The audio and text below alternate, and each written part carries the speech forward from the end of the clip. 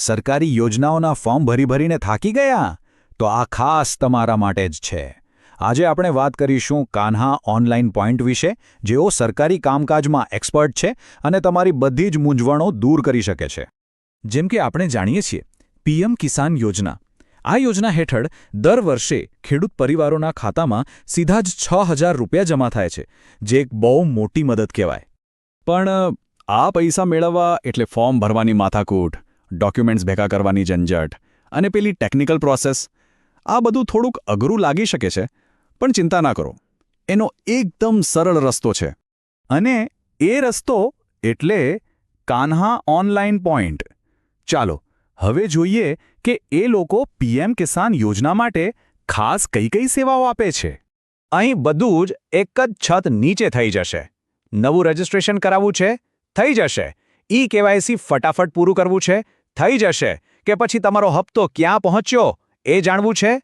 એ પણ અહીંથી જ ખબર પડી જશે. અને હા, આ સૌથી અગત્યની વાત, જો આધાર કાર્ડ સાથે મોબાઈલ નંબર લિંક ના હોય તો કોઈ જ વાંધો નહીં. અહીં તમારું KYC એના વગર પણ સરળતાથી થઈ જશે. આનાથી મોટી રાહત બીજી કઈ હોઈ શકે, ખરું ને? પણ એક મિનિટ, ફોર્મ ભરતા પહેલાં એક ખાસ નિયમ જાણી લેવો બહુ જ જરૂરી છે, જેથી મહેનત પાણીમાં ના જાય અને અરજી કેન્સલ ના થાય. નિયમ બહુ જ સિમ્પલ છે. એક પરિવારમાંથી પતિ-પત્નીમાંથી ફક્ત કોઈ એક જ વ્યક્તિ અરજી કરી શકે છે.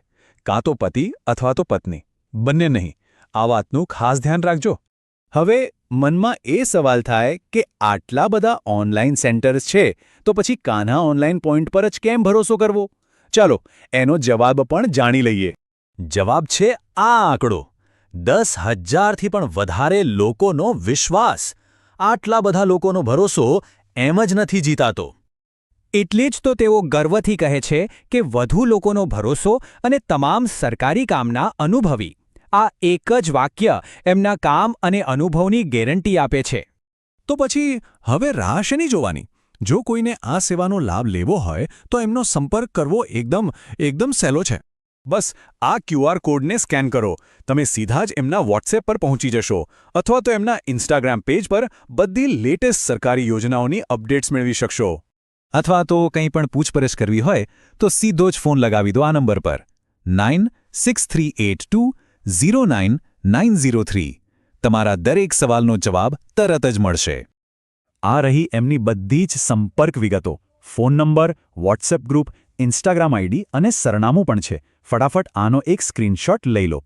હવે સરકારી યોજનાઓની ઝંઝટને કરો બાય બાય અને કામ નિષ્ણાતોને સોંપી દો.